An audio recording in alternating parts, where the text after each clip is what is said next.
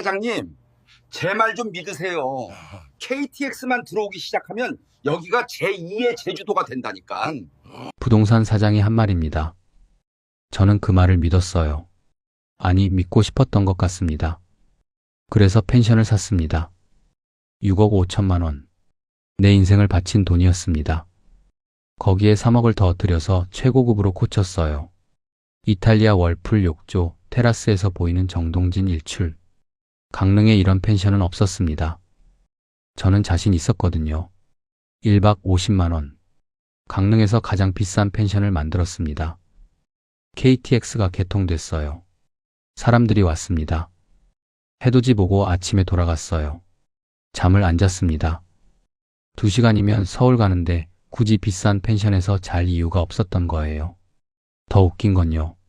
설령 자더라도 옆집 15만 원짜리로 갔습니다. 바다는 거기서도 똑같이 보이거든요. 제 50만 원짜리에는 아무도 안 왔어요. 예약 앱을 열면 빈칸뿐이었습니다. 한 달이 지나도 2달이 지나도요. 가격을 내리라고 다들 그랬어요. 저는 안 내렸습니다. 3억을 들여서 고친 건물인데 15만 원에 내놓으라고요? 자존심이 허락하지 않았습니다. 그 자존심이 저를 망하게 했어요. KTX 뚫리면 대박이 아니었습니다. KTX 뚫리면 쪽박이었어요. 9억 5천만 원을 넣었습니다. 3억 2천만 원에 팔았습니다.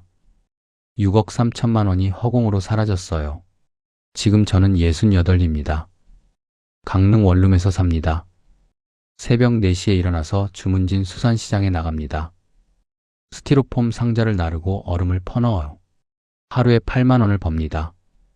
손톱 밑에 생선 비늘이 끼고 비린내가 안 지워져요. 35년 건축 설계를 했던 이 손으로요. 끝까지 들어주십시오. 내 건물이 최고야라는 자존심이 어떻게 사람을 망하게 하는지 제 이야기가 경고가 될 겁니다. 댓글로 한마디 남겨주시면 저처럼 자존심에 갇힌 분들에게 경각심이 될 겁니다. 선행은 반드시 돌아옵니다.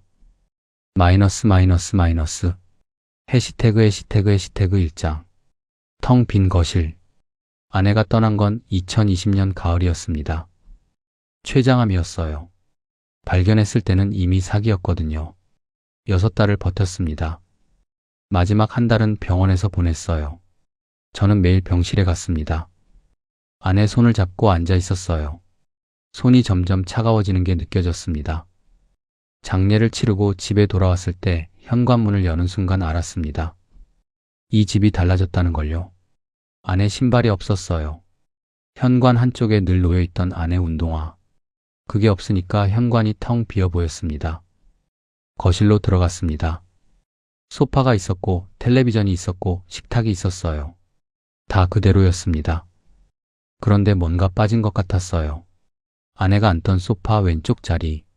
거기가 비어 있었습니다. 35년을 같이 살았거든요. 그 자리에 늘 아내가 있었어요. 이제는 없었습니다. 텔레비전을 켰어요. 소리가 났습니다. 그런데 이상했어요. 소리가 벽에 부딪혀서 돌아오는 것 같았습니다. 예전에는 안 그랬거든요. 아내가 있을 때는 텔레비전 소리가 자연스러웠어요. 아내가 이거 재밌다, 저 배우 연기 잘하네, 그런 말을 했으니까요. 이제는 아무 말이 없었습니다. 텔레비전 소리만 덩그러니 울렸어요. 저녁을 먹어야 했습니다. 냉장고를 열었어요. 아내가 만들어 놓은 반찬들이 있었습니다.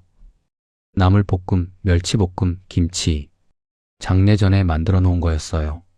저는 그 반찬들을 보다가 냉장고 문을 닫았습니다. 밥이 안 넘어갔어요. 그날 밤 잠이 안 왔습니다. 침대가 넓었어요. 아내가 자던 오른쪽이 비어 있었거든요. 손을 뻗어봤습니다. 차가운 이불만 만져졌어요. 아내 체온이 없었습니다. 그렇게 한 달이 지났습니다. 2달이 지났습니다. 아무것도 나아지지 않았어요. 아침에 눈을 뜨면 갈 데가 없었습니다. 저는 이미 퇴직한 상태였거든요. 건축 설계 사무소에서 35년을 일하고 63세 퇴직했어요.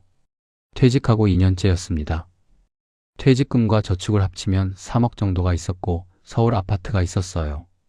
돈 걱정은 없었습니다. 하지만 시간이 문제였어요.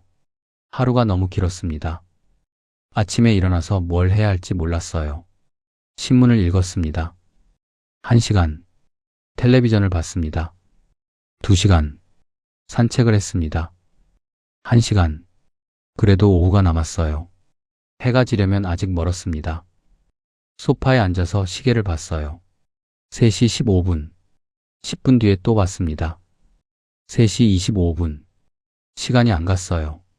하루가 일주일 같았습니다. 딸한테 전화가 왔습니다. 딸은 호주 멜버른에서 살았어요.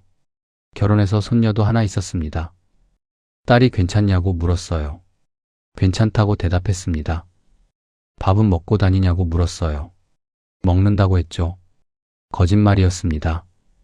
하루에 한 끼 먹을까 말까였어요. 입맛이 없었거든요. 딸이 너무 혼자 있지 말고 친구분들이랑 만나기도 하라고 했습니다. 알았다고 대답하고 전화를 끊었어요. 전화를 끊고 나서 창밖을 봤습니다. 아파트 단지가 보였어요. 똑같이 생긴 건물들이 줄지어 서 있었습니다. 저 안에 사람들이 살고 있겠지. 저는 그 생각을 하면서 커튼을 쳤어요. 친구들을 만나라고 딸이 말했지만 만날 친구가 별로 없었습니다. 회사 다닐 때 동료들은 퇴직하면서 연락이 뜸해졌어요. 학교 동창들은 지방에 흩어져 있었고요. 아내가 있을 때는 괜찮았어요. 아내가 친구 역할을 해줬으니까요. 이제 아내도 없었습니다. 외로웠습니다. 솔직하게 말하며 65살 남자가 외롭다고 말하기가 좀 그렇지만 사실이었어요. 그러다 텔레비전에서 바다가 나왔습니다. 여행 프로그램이었어요. 강릉 정동진 해돋이, 수평선 위로 해가 떠오르는 장면이 화면에 나왔습니다. 주황빛이 바다 위로 번지고 있었어요. 저는 그 장면을 보면서 멍하니 앉아 있었습니다. 언제 마지막으로 바다를 봤지? 생각이 안 났어요. 아내랑 제주도 갔던 게 5년 전이었나? 그 뒤로 바다를 본 적이 없었습니다. 바다가 보고 싶었어요. 파도 소리가 듣고 싶었습니다. 그날 밤 인터넷을 뒤졌습니다. 강릉 해돋이, 정동진 일출 명소. 검색 결과가 쏟아졌어요. 사진들을 보니까 가슴이 뛰었습니다. 이런 곳에서 살면 어떨까? 매일 아침 해돋이를 보면서 일어나면 어떨까? 서울 아파트에서 벽만 보고 사는 것보다 나을 것 같았어요. 그때부터 이상한 생각이 들기 시작했습니다. 여기서 계속 이렇게 살아야 하나?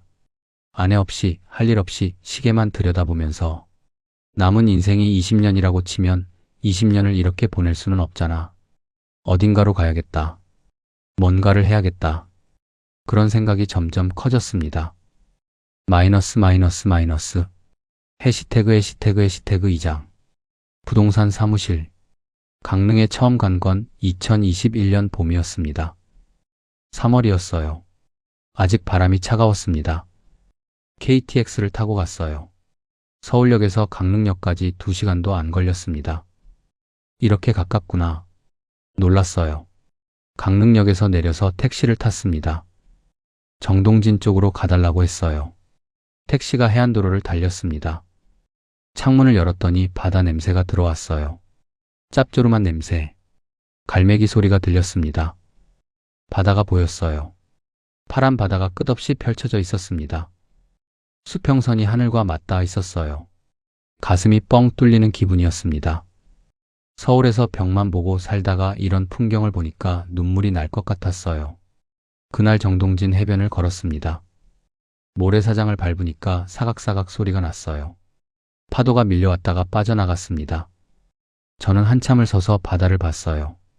여기서 살면 좋겠다. 진심으로 그렇게 생각했습니다. 그때 눈에 들어온 게 있었어요. 해변 근처에 펜션들이 줄지어 있었거든요. 2층짜리, 3층짜리, 테라스에서 바다가 보이게 지어진 건물들이었습니다. 관광객들이 드나들고 있었어요. 펜션이라 문득 생각이 떠올랐습니다. 저는 건축 설계를 35년 했거든요. 건물 보는 눈은 누구한테도 안 진다고 자신했어요. 그 눈으로 펜션을 하나 사서 고치면 어떨까? 바다 보면서 살면서 손님도 받고 외롭지도 않고 수입도 생기고 서울로 돌아와서 며칠을 고민했습니다. 그러다 결심했어요. 서울 아파트를 팔자. 강릉으로 내려가자. 펜션을 하자. 딸한테는 말하지 않았습니다. 말하면 걱정할 게 뻔했거든요. 아빠 갑자기 왜 그래? 무슨 일 있어? 그런 말을 들을 게 싫었어요. 잘 되면 그때 자랑하면 되는 거라고 생각했습니다. 서울 아파트를 내놨습니다. 한 달 만에 팔렸어요. 7억 원. 거기에 퇴직금이랑 저축 2억 5천을 합치면 9억 5천만 원이 있었습니다. 전 재산이었어요. 강릉 부동산을 찾아갔습니다. 정동진 근처에서 가장 크다는 부동산이었어요. 문을 열고 들어가니까 에어컨 바람이 시원했습니다. 여름이었거든요. 땀이 식으면서 팔뚝에 소름이 돋았어요. 부동산 사장이 저를 맞았습니다. 50대 중반쯤 되어 보이는 남자였어요. 양복을 입고 있었는데 넥타이는 풀어져 있었습니다. 천 사장이라고 불렀어요. 펜션 매물을 찾는다고 하니까 좋은 물건이 하나 있다면서 서류를 꺼냈습니다. 사진이 붙어 있었어요. 2층짜리 건물이었습니다. 테라스가 바다 쪽을 향하고 있었어요. 정동진 해변에서 5분 거리에 객실 8개짜리인데 테라스에서 해돋이가 다 보인다고 했습니다. 저는 사진을 들여다봤습니다. 건물 상태가 나빠 보이진 않았어요. 하지만 직접 봐야 알 수 있는 거였죠. 가격이 얼마냐고 물었더니 6억 5천이라고 했습니다. 토지 포함이라고요. 비싸다고 생각했습니다. 하지만 서울 아파트 값을 생각하면 말도 안 되는 가격은 아니었어요. 직접 한번 보고 싶다고 했습니다.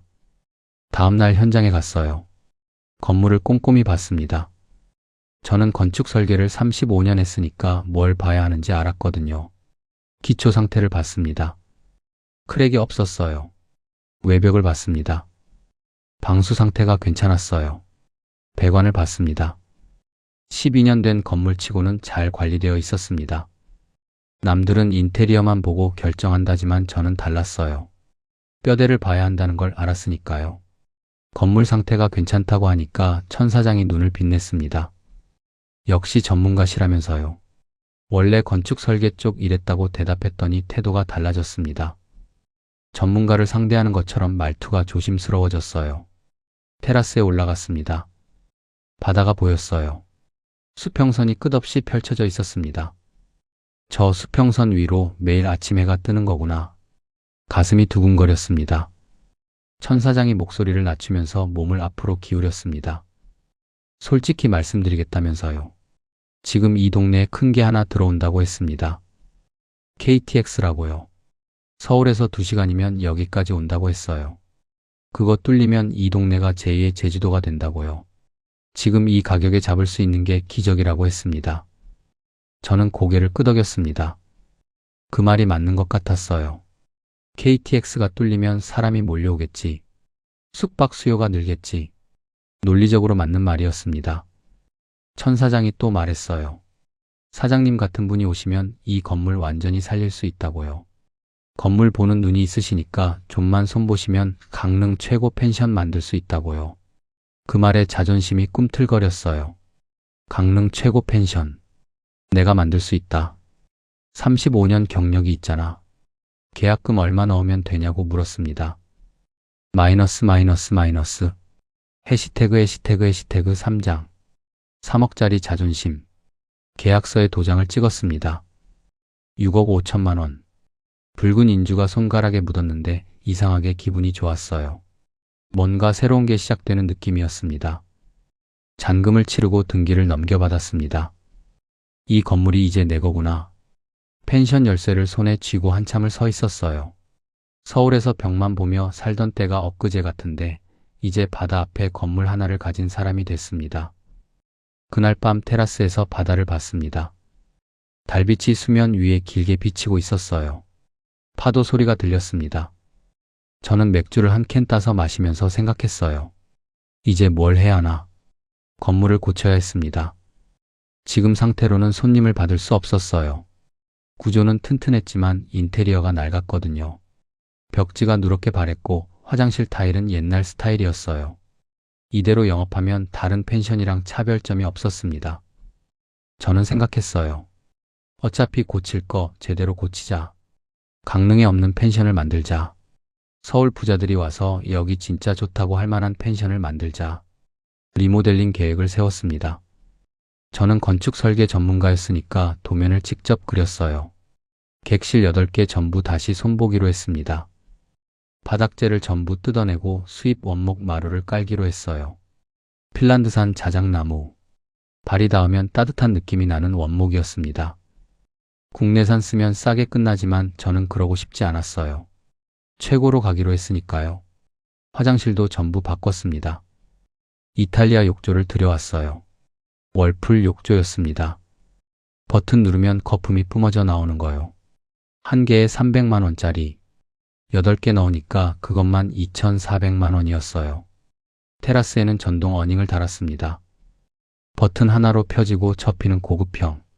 비가 오면 자동으로 접히는 센서까지 달았어요. 침대도 전부 교체했습니다. 호텔에서 쓰는 것과 같은 등급으로요. 매트리스 하나에 150만 원. 킹사이즈 8개니까 1,200만 원. 벽지, 조명, 가구. 전부 싹 바꿨습니다. 인테리어 업자가 견적을 내왔을 때 숫자를 보고 잠깐 멈칫했어요. 3억 원. 리모델링에만 3억이 들어가는 거였습니다. 업자가 좀 줄일까요? 국내산으로 바꾸면 반값에 할 수 있다고 했습니다. 저는 고개를 저었어요. 이대로 해달라고 했습니다. 돈이 있으니까 가능한 일이었습니다. 펜션 6억 5천에 리모델링 3억. 합치면 9억 5천이었어요. 제가 가진 돈 전부였습니다. 공사가 시작됐습니다. 먼지가 날리고 망치 소리가 울렸어요. 저는 매일 현장에 나갔습니다. 업자들이 대충 하는지 안 하는지 감시했어요. 도면과 다르게 하면 바로 지적했습니다. 여기 수평 안 맞는다고 다시 하라고 했어요. 업자가 놀랐습니다. 진짜 전문가시라면서요.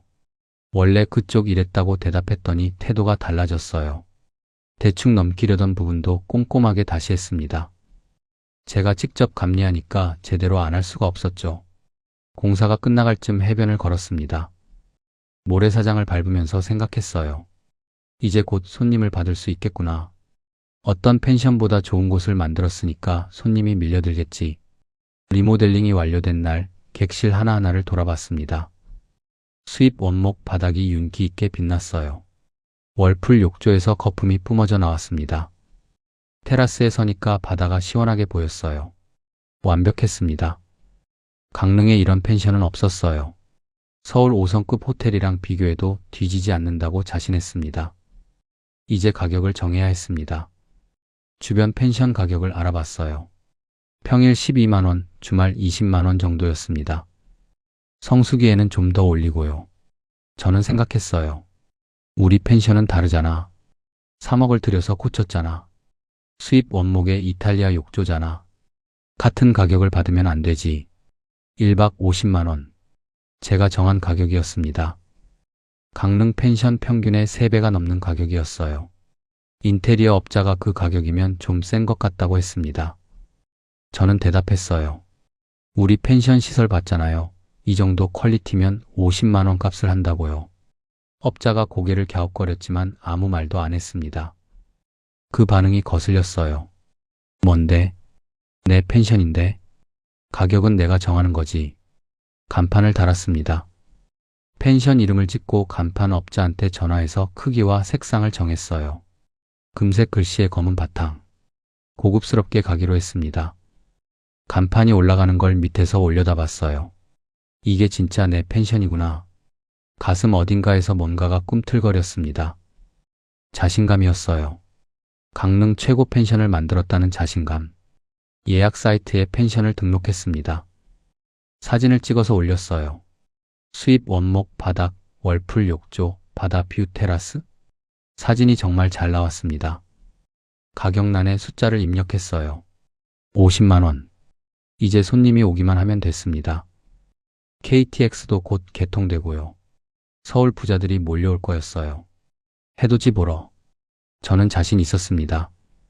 완벽하게 준비했으니까요. 마이너스 마이너스 마이너스. 해시태그 해시태그 해시태그 사장. 빈칸들. 예약 사이트에 펜션을 올린 첫 주였습니다. 매일 아침 일어나서 제일 먼저 하는 일이 예약 현황 확인이었어요. 스마트폰을 켜고 앱을 열었습니다. 빈칸이었어요. 예약이 없었습니다. 아직 올린 지 얼마 안 됐으니까 그러려니 했어요. 며칠 지나면 들어오겠지. 일주일이 지났습니다. 여전히 빈칸이었어요. 2주가 지났습니다. 예약 한 건도 없었습니다. 이상했어요. 왜 안 들어오지? 사진도 잘 올렸고 위치도 좋고 시설도 최고인데. 앱을 새로 고침했습니다. 하루에 30번은 했을 거예요. 새로 고침할 때마다 가슴이 두근거렸습니다. 혹시 예약이 들어왔나? 하지만 빈칸만 보였어요. 한 달이 지났습니다. 예약이 2건 들어왔어요. 2건. 한 달에 2건. 그중 하나는 예약하고 나서 취소했습니다. 가격 보고 잘못 눌렀다면서요. 그러니까 실제로 온 손님은 한 팀뿐이었어요. 서울에서 온 중년 부부였습니다. 결혼 기념일이라고 했어요. 월풀 욕조 쓰고 싶어서 왔다고 했습니다. 저는 최대한 친절하게 대했어요. 짐 들어드리고 객실 사용법 설명해드리고 아침에 커피도 내려다 드렸습니다. 체크아웃할 때 부인이 말했어요. 시설은 진짜 좋다고요. 근데 가격이 좀 하면서 말끝을 흐렸습니다. 저는 웃으면서 감사하다고 대답했어요. 속으로는 뭔가 찔렸어요. 가격이 좀? 뭐가 어때서? 3억 들여서 고쳤는데. 그 부부가 떠나고 나서 또 빈방이 됐습니다. 다음 예약이 없었거든요. 테라스에 서서 바다를 봤어요. 해변에 사람들이 있었습니다. 여름이 다가오고 있었거든요. 관광객들이 해변을 걷고 있었어요. 저 사람들이 우리 펜션에 오면 좋겠다. 그런 생각을 했습니다. 옆에 펜션들을 봤어요. 손님들이 드나들고 있었습니다. 차가 주차장에 가득했어요. 저녁에는 테라스에서 고기 굽는 냄새가 바람에 실려왔습니다. 왜 저 사람들은 우리 펜션에 안 오지? 인터넷에 검색해 봤습니다. 정동진 펜션. 검색 결과가 쏟아졌어요. 가격 순으로 정렬했습니다. 1박 8만원, 10만원, 12만원, 15만원. 비싼 데도 있었어요. 20만원, 25만원. 제 펜션은요? 50만원. 다른 펜션들 사진을 봤습니다. 우리보다 못했어요. 바닥재도 싸구려 같았고 욕조도 평범했어요. 테라스 뷰도 우리가 나왔습니다. 그런데 예약은 거기가 찼어요. 후기도 많았습니다. 저희 펜션은 후기가 하나밖에 없었어요. 뭔가 이상했습니다. 시설은 우리가 압도적으로 좋은데 왜 손님이 안 오지? 이해가 안 됐어요. 동네 펜션 사장들 모임이 있다는 걸 알았습니다. 한 달에 한 번 횟집에 모여서 이야기한다고요. 저도 한번 나갔어요. 정보 좀 얻을까 싶어서. 사장들이 저를 반갑게 맞았습니다. 새로 오신 분이시구나. 서울에서 오셨다면서요. 하고 인사를 했어요. 건물 엄청 잘 고치셨다더라. 대단하시다. 그런 말도 했습니다. 저는 속으로 뿌듯했어요. 그렇지. 내 펜션 진짜 잘 만들었지. 소주를 마시면서 이런저런 얘기를 했어요. 장사 얘기가 나왔습니다. 요즘 어떠냐고 한 사장이 물었어요. 저는 솔직하게 대답했습니다. 예약이 잘 안 들어온다고요. 얼마 받으시냐고 물었어요. 50만 원이라고 대답했습니다. 사장들이 서로 쳐다봤어요. 잠깐 침묵이 흘렀습니다. 50만 원요? 하고 되물었습니다. 시설이 좋으니까 그 정도는 받아야 한다고 생각해서 그렇게 정했다고 대답했어요. 한 사장이 머리를 긁적거렸습니다. 강릉에서 그 가격은 좀 그렇다고요. 뭐가 그러냐고 물었더니 여기 관광객들이 그 정도 돈은 잘 안 쓴다고 했습니다. 바다 보러 오는 건데 펜션에 50만 원 쓸 사람이 얼마나 있겠냐고요. 우리 펜션 시설 봤냐고 물었어요. 월풀 욕조에 수입 원목 바닥이라고요. 봤다고 했습니다. 진짜 좋더라고요. 근데 문제는 손님들이 그 차이를 못 느낀다는 거라고 했어요. 15만 원짜리에서도 바다 똑같이 보인다고요. 저는 입술을 깨물었습니다. 그 말이 맞는 것 같으면서도 인정하기 싫었어요. 그래도 고급을 원하는 손님이 있지 않냐고 물었습니다. 있다고 했어요. 근데 그런 손님은 강릉 말고 제주도나 해외로 간다고 했습니다. 강릉은 당일치기로 해돋이 보고 가는 사람들이 대부분이라고요. 당일치기. 그 말이 귀에 꽂혔습니다. 요즘 KTX 생기고 나서 더 심해졌다고 했어요. 서울에서 2시간이면 오잖아요. 새벽에 KTX 타고 와서 해돋이 보고 아침에 돌아간다고요. 숙박을 안 한다고 했습니다. 그 말을 듣는 순간 머릿속이 복잡해졌습니다. KTX가 뚫리면 대박이라고 했잖아. 부동산 사장이 그랬잖아. 그런데 오히려 숙박이 줄어들었다고? 그러면 가격을 내려야 하는 거냐고 물었습니다. 사장들이 고개를 끄덕였어요. 내리시는 게 좋을 거라고요. 20만 원 아래로 가셔야 한다고 했습니다. 20만 원. 제가 3억 들여서 고친 펜션을 20만 원에 내놓으라고요? 그건 좀 그렇다고 말끝을 흐렸습니다. 사장들이 눈빛을 교환했어요. 뭐라 더 말은 안 했습니다. 모임이 끝나고 집에 돌아오는 길에 생각했어요. 가격을 내려야 하나? 아니야. 3억을 넣었는데 15만 원짜리 펜션이랑 같은 가격을 받을 수는 없잖아. 자존심이었습니다. 인정하기 싫었어요. 마이너스 마이너스 마이너스. 해시태그 5장. 텅 빈 여름. 2022년 여름이 왔습니다. 성수기였어요. 해변에 사람이 몰렸습니다. 아이들이 뛰어다니고 파라솔이 줄지어 세워졌어요. 해변이 활기로 가득 찼습니다. 저는 테라스에서 그 광경을 봤어요. 저 사람들이 우리 펜션에 오면 좋겠다. 여름이니까 예약이 들어오겠지. 기대했습니다. 예약 앱을 열었어요. 빈칸. 또 빈칸. 일주일 내내 빈칸이었습니다. 이상했어요. 여름인데, 성수기인데, 왜 안 오지? 옆에 펜션들을 봤습니다. 주차장에 차가 가득했어요. 저녁에 삼겹살 굽는 냄새가 바람에 실려왔습니다. 손님들 웃음소리가 들렸어요. 왜 저 사람들은 우리 펜션에 안 오지? 가격 때문이라는 걸 알았습니다. 알았어요. 그런데 인정하기 싫었어요. 3억을 들여서 고쳤는데, 수입 원목의 월풀 욕조인데 15만 원짜리 펜션이랑 같은 가격을 받으라고? 가격을 안 내렸습니다. 자존심이 허락하지 않았어요. 7월 한 달 매출이 150만 원이었습니다. 객실 8개짜리 펜션에서 한 달에 150만 원. 3팀이 왔어요. 그중 2팀은 할인해달라고 해서 40만 원에 내줬습니다. 8월도 비슷했어요. 성수기인데 예약이 안 찼습니다. 옆에 펜션들은 만실이라고 손님을 돌려보내고 있었는데 저는 빈 방만 들여다보고 있었어요. 뭐가 잘못된 건지 알았습니다. 가격이 문제였어요. 그런데 내릴 수가 없었어요. 3억을 넣었으니까. 3억 들여서 고친 펜션을 15만 원에 내놓는 건 자존심이 허락하지 않았습니다. 9월이 됐습니다. 비수기가 시작됐어요. 예약이 더 안 들어왔습니다. 한 달에 한 팀 올까 말까였어요. 매달 나가는 돈은 있었습니다. 전기세, 수도세, 인터넷, 재산세, 화재보험. 한 달에 200만 원은 나갔어요. 수입이 거의 없는데 200만 원씩 빠져나갔습니다. 통장 잔고를 확인했어요. 펜션 사고 리모델링하고 남은 돈이 3천만 원 정도 있었는데 그게 빠르게 줄어들고 있었습니다. 불안해지기 시작했어요. 이러다가 돈이 다 떨어지면 어떡하지? 그래도 가격을 안 내렸습니다. 딸한테서 전화가 왔어요. 요즘 어떠냐고 물었습니다. 좋다고 대답했어요. 받아보면서 잘 지낸다고요. 거짓말이었습니다. 좋지 않았어요. 빈 방만 보면서 걱정하고 있었어요.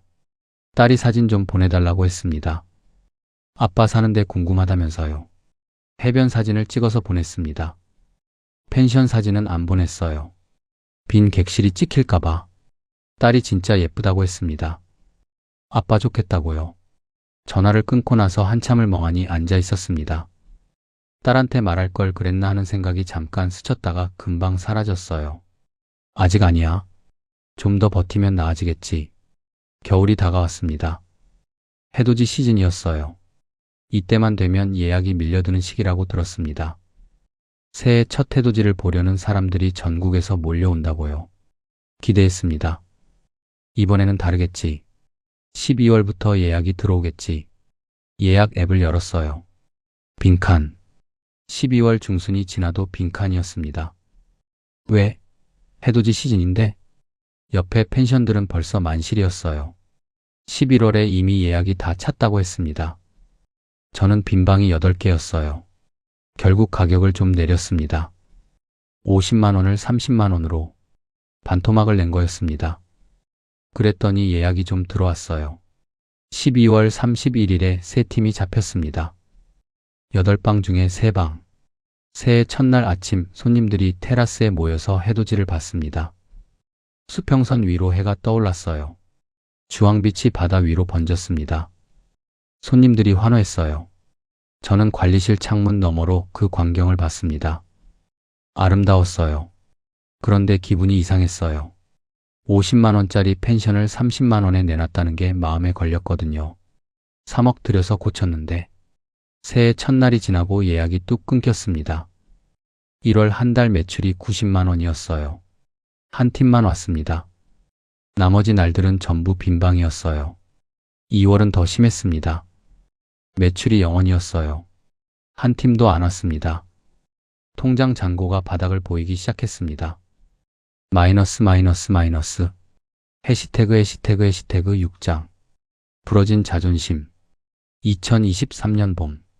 전염병이 잠잠해지면서 여행 수요가 돌아온다는 뉴스가 나왔습니다. 보복 여행이라고 했어요. 그동안 못 갔던 여행을 한꺼번에 가는 거라고요. 이번에는 다르겠지. 기대했습니다. 예약 앱을 열었어요. 빈칸. 4월, 5월, 6월. 계속 빈칸이었습니다. 가끔 예약이 들어왔지만 한 달에 두세 팀 수준이었어요. 가격을 더 내렸습니다. 30만 원에서 20만 원으로. 강릉 평균 가격이랑 비슷하게 맞췄어요. 그랬더니 예약이 조금 늘었습니다. 하지만 여전히 옆에 펜션들보다 적었어요. 왜냐하면 후기가 없었거든요. 다른 펜션들은 후기가 수백 개인데 저희는 열 몇 개밖에 없었어요. 손님들이 숙소 고를 때 후기를 먼저 보잖아요. 7월에 손님 하나가 들어왔습니다. 서울에서 온 30대 부부였어요. 아이가 하나 있었습니다. 체크인할 때 건물을 둘러보더니 시설 진짜 좋다고 했습니다. 강릉에 이런 데가 있었냐면서요. 저는 웃으면서 감사하다고 대답했어요. 신경 많이 썼다고요. 기분이 좋았어요. 드디어 알아봐주는 사람이 왔구나. 그런데 체크아웃하고 나서 후기가 올라왔어요. 별점 3점. 제목이 이랬습니다. 시설은 좋은데 가격 대비 애매함. 내용을 읽었어요. 시설은 정말 좋다고 했습니다. 욕조도 좋고 바닥도 깔끔하다고요. 그런데 20만 원을 내고 왔는데 옆에 펜션이랑 크게 다르다는 느낌은 안 들었다고 했어요. 바다는 똑같이 보이니까요. 시설 좋은 건 인정하지만 가성비로는 글쎄요 라고 썼습니다. 3점. 별점 3점이 찍혔습니다. 화가 났어요. 3억을 들여서 고쳤는데 월풀 욕조의 수입 원목인데 옆에 펜션이랑 다를 게 없다고. 댓글을 달려다가 참았습니다. 댓글 달면 더 이상해 보일 것 같았어요. 그 후기가 올라간 뒤로 예약이 더 줄었습니다. 별점 3점이 상단에 떠 있으니까 사람들이 안 왔어요. 통장 잔고가 500만 원 아래로 떨어졌습니다. 비상이었어요. 결국 저는 결정을 내렸습니다. 가격을 10만 원으로 내리자. 강릉 평균 이하로 가자. 자존심 같은 건 접자. 10만 원으로 내렸더니 예약이 좀 들어왔습니다. 하지만 계산을 해보니까 남는 게 없었어요. 전기세, 수도세, 관리비 빼면 적자였습니다. 3억 들여서 고친 펜션을 10만 원에 팔고 있는데 적자라니. 웃음이 나왔어요. 쓸쓸한 웃음이었습니다. 그해 8월에 또 일이 터졌습니다. 대학생 단체가 들어왔어요. 객실 3개를 잡았습니다. 10만 원씩이니까 30만 원. 그래도 반가웠어요. 첫날 밤부터 난리가 났습니다. 테라스에서 고기를 굽는다면서 새벽 2시까지 음악을 틀고 소리를 질렀어요. 옆방 손님한테서 항의 전화가 왔습니다. 제가 올라갔죠. 조용히 해달라고 했어요. 알겠다고 하더니 10분 뒤에 또 시끄러워졌습니다. 3번을 올라갔어요. 다음날 체크아웃하고 나서 테라스를 봤더니 난간이 부러져 있었습니다. 누가 올라탔다가 꺾인 거였어요. 연락했더니 전화를 안 받았습니다. 문자를 보냈더니 그거 원래 흔들리던 거 아니냐고 자기들이 한 게 아닌 것 같다고 답이 왔어요.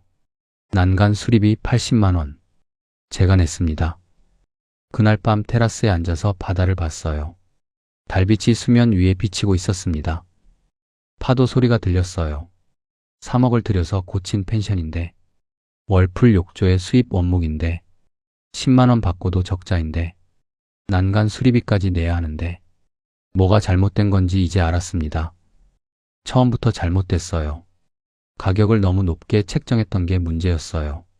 50만 원. 그 가격 때문에 첫 1년을 날렸습니다. 손님이 없었으니까 후기도 없었고 후기가 없으니까 손님이 안 왔어요. 악순환이었습니다. 가격을 처음부터 적정하게 잡았으면 달랐을까? 후기가 쌓였을까? 손님이 늘었을까? 그런 생각을 하면서 소주를 마셨습니다. 병이 비었어요. 또 한 병을 땄습니다. 마이너스 마이너스 마이너스. 해시태그 해시태그 해시태그 7장. 딸의 전화. 2023년 11월이었습니다. 일요일 저녁이었어요. 평소에는 제가 딸한테 먼저 전화하곤 했는데 그날은 딸이 먼저 걸었습니다. 화면에 딸 얼굴이 떴는데 표정이 평소랑 달랐어요. 딸이 요즘 괜찮냐고 물었습니다. 괜찮다고 대답했어요. 딸이 다시 물었습니다. 아빠가 인터넷에 펜션 올려놨더라고요. 순간 머리가 하얘졌습니다. 예약 사이트에 올려놓은 펜션 정보를 딸이 본 거였어요. 펜션 이름으로 검색하면 바로 나오거든요. 딸이 따졌습니다. 바다 근처로 이사한다고만 했지 펜션 사업을 한다고는 한 번도 말 안 했잖아요. 서울 아파트 팔고 내려간 게 이것 때문이었냐고요. 바다 보면서 살고 싶다고 했잖아요. 바다 보면서 사는 거 맞다고 대답했습니다. 딸 목소리가 높아졌어요. 이게 돈이 얼마가 들어간 건데 퇴직금 다 넣은 거냐고요. 왜 나한테 한마디도 안 했냐고요. 큰 돈 들어가는 일을 왜 혼자 결정하냐고요. 걱정시키기 싫어서 그랬다고 대답했습니다. 딸이 잠깐 말을 멈췄어요. 숨을 한번 들이쉬더니 또박또박 말했습니다. 아빠는 원래 그렇다고요. 걱정시키기 싫은 게 아니라 혼자 결정하는 게 편한 거라고요. 엄마 아플 때도 그랬고 퇴직할 때도 그랬고 매번 다 끝나고 나서 얘기한다고요. 가슴에 정확히 꽂혔습니다. 반박할 말이 없었어요. 딸 말이 맞았거든요. 딸이 지금 상황이 어떠냐고 물었습니다. 솔직하게 말하라고요. 솔직하게 말했습니다. 예약이 안 들어와서 매출이 바닥이라는 것, 가격을 너무 높게 잡았다가 손님을 놓쳤다는 것, 통장 잔고가 500만 원 아래로 떨어졌다는 것. 화면 속 딸이 이마를 손으로 감쌌습니다. 한참을 말이 없었어요. 딸이 얼마 넣었냐고 물었습니다. 총으로 건물 6억 5천, 리모델링 3억, 합치면 9억 5천이라고 대답했습니다. 딸 목소리가 갈라졌어요. 그게 아빠 전 재산이잖아요. 서울 아파트 팔고 퇴직금이랑 저축까지 다 합친 거잖아요. 그렇다고 대답했습니다. 딸이 당장 팔라고 했어요. 팔려고 해도 사겠다는 사람이 없다고 대답했습니다. 그럼 가격을 낮춰서라도 팔아야지, 더 끌면 더 손해잖아요. 하고 딸이 말했습니다. 맞는 말이었습니다. 그런데 그 말을 듣는 순간 화가 났어요. 딸이 맞는 말을 하는 게 화가 난 게 아니라 이 상황 자체가 화가 났습니다. 좀 더 기다려보면 안 되겠냐고 물었어요. 딸이 대답했습니다. 기다려서 뭐가 달라지겠냐고요. KTX 뚫리면 대박이라고 했지 뚫린 지 2년 됐는데 나아졌냐고요. 이건 구조적인 문제라고요. 당일치기로 바뀐 관광 패턴이 다시 돌아올 것 같냐고요. 딸이 38이었어요. 호주에서 회사 다니면서 세상 돌아가는 걸 저보다 더 냉정하게 보고 있었습니다. 통화를 끊고 나서 한참을 테라스에 서 있었어요. 바다가 까맣게 보였습니다. 파도 소리만 들렸고 바람이 얼굴을 때렸어요. 딸 말이 맞다는 걸 알면서도 선뜻 결단을 못 내리겠더라고요. 며칠을 더 끌었습니다. 그러다가 결국 부동산에 매물을 내놨어요. 처음에 5억에 내놨습니다. 6억 5천에 산 건물이니까 5억이면 손해지만 빨리 팔고 싶은 마음에 낮게 잡은 거였어요. 한 달이 지났습니다. 문의가 한 건도 없었어요. 4억 5천으로 내렸습니다. 그래도 연락이 없었습니다. 4억으로 내렸어요. 리모델링비 3억은 아예 공짜로 주는 셈이었습니다. 여전히 연락이 없었어요. 부동산에 전화했더니 지금 이 동네 펜션 매물이 20개가 넘는다고 했습니다. 다들 팔려고 내놨는데 사겠다는 사람이 없다고요. 가슴이 무너지는 소리가 들렸습니다. 매물이 20개라는 건 저 같은 사람이 20명이라는 뜻이잖아요. 다들 같은 꿈을 꾸고 들어왔다가 같은 현실에 부딪힌 거였습니다. 마이너스 마이너스 마이너스. 해시태그 해시태그 해시태그 8장. 수산시장 새벽. 3억 2천만 원. 결국 그 가격에 팔았습니다. 6억 5천에 산 건물을 3억 2천에 넘긴 거였어요. 리모델링비 3억은 그냥 날린 셈이었습니다. 계약 당일 부동산 사무실에 앉았습니다. 2년 전 이 자리에서 도장을 찍었던 그 테이블이었어요. 그때는 인주가 손가락에 묻는 게 기분 좋았는데 이번에는 도장을 찍는 손이 떨렸습니다. 도장을 찍고 사무실을 나왔어요. 주차장에 서서 한참을 움직이지 못했습니다. 다리에 힘이 없었어요. 정산을 해봤습니다. 처음에 제가 가진 돈이 9억 5천만 원이었어요. 3년이 지나고 남은 건 약 3억 원이었습니다. 6억 5천만 원이 사라진 거예요. 서울로 돌아가는 건 선택지에 없었습니다. 3억으로 서울 전세 구하면 손에 남는 게 거의 없었어요. 그 돈은 건드리면 안 되는 마지막 돈이었거든요. 강릉 시내에 소형 원룸을 하나 잡았습니다. 보증금 500만 원에 월세 35만 원짜리. 방 하나에 화장실 하나, 작은 싱크대 하나. 그게 전부였어요. 원룸 문을 열고 들어갔을 때 곰팡이 냄새가 희미하게 났습니다. 펜션에서 그렇게 싸웠던 그 냄새가 여기서도 나더라고요. 바닷가 도시니까 어딜 가나 마찬가지였죠. 창문 밖으로 건물 벽이 보였습니다. 펜션 테라스에서 보이던 수평선은 없었어요. 그날 밤 잠이 안 왔습니다. 천장을 보면서 생각했어요. 이제 뭘 해야 하나. 국민연금이 월 150만 원 들어왔습니다. 월세 35만 원, 공과금, 식비를 빼면 한 달에 쓸 수 있는 돈이 70만 원 남짓이었어요. 가능은 했지만 여유는 없었습니다. 뭐라도 해야 했어요. 주문진 수산시장에 새벽 경매 보조일이 있다는 걸 원룸 건물 관리인 아저씨한테서 들었습니다. 나이 상관없이 뽑는데 힘은 좀 써야 한다고요. 다음날 새벽 4시에 주문진 수산시장에 갔습니다. 시장 안쪽에 경매장이 있었어요. 바닥이 물에 젖어 있었고 형광등 불빛 아래로 스티로폼 상자가 산더미처럼 쌓여 있었습니다. 생선 비린내가 코를 찔렀어요. 그 냄새가 폐 깊숙이까지 들어오는데 처음에는 숨을 쉬기가 힘들었습니다. 경매사 아저씨가 저를 위아래로 훑어보더니 나이를 물었어요. 68이라고 대답했습니다.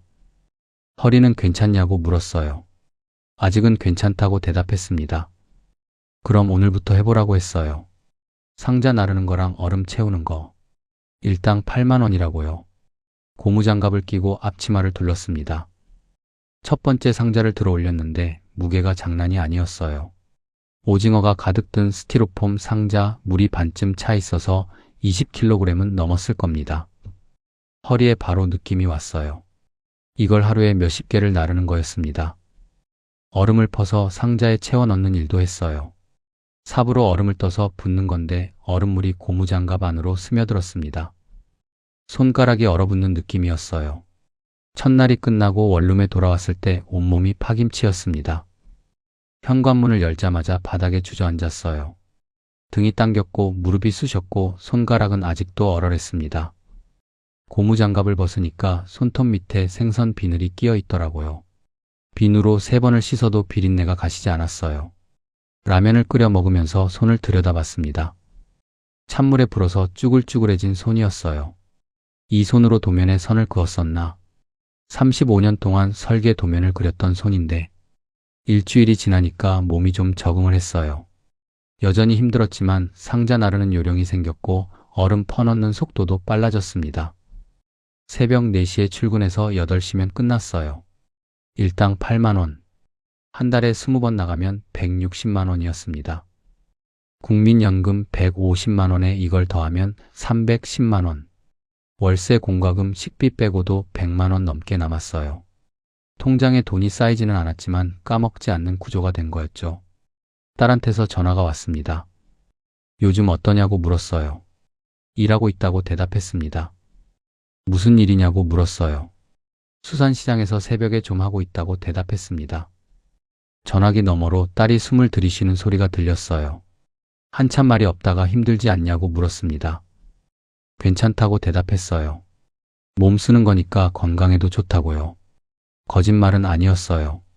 힘든 건 맞지만 아침에 눈을 뜰 이유가 생겼으니까요.